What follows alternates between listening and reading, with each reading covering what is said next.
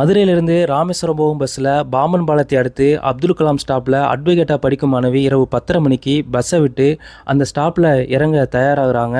ஆனால் உடனே அந்த நடத்துனர் மாணவியிடம், உன் பெற்றோர்கள் யாராவது வந்து கூட்டிகிட்டு போனால்தான் இறக்கி விடுவேன்னு சொல்லிடுறாரு. இல்லை என்றால் இறக்கிவிட மாட்டேன் என்று கராராக சொல்லிடுறாரு. அந்த மாணவியின் பெற்றோருக்கு ஃபோன் மூலமாக தகவல் சொல்லப்படுது. அவர்கள் வருவதற்கு 15 நிமிஷம் லேட் ஆகுது.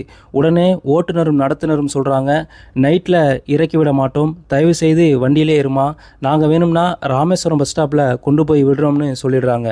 காலம் கெட்டு போய் கிடக்கு, பெண் குழந்தையை பாதுகாப்பாக பார்த்துக்கணும் என்றும் சொல்கிறாங்க. 15 நிமிடத்துக்கு பின்னாடி அந்த மாணவின் சித்தப்பா வந்து கூட்டிகிட்டு போகும் வரைக்கும் அந்த பஸ் அதே இடத்துல நிற்கிது. உண்மையிலேயே இரவு நேரங்களில் பெண்களை பாதுகாப்பாக கூட்டிகிட்டு போகும் டிரைவர் அந்தோணிராஜுக்கும் நடத்துனர் முத்துராமலிங்கம் அவர்களுக்கும் நம்ம பாராட்டுகளையும் வாழ்த்துக்களையும் தெரிவிச்சுக்கிறோம்.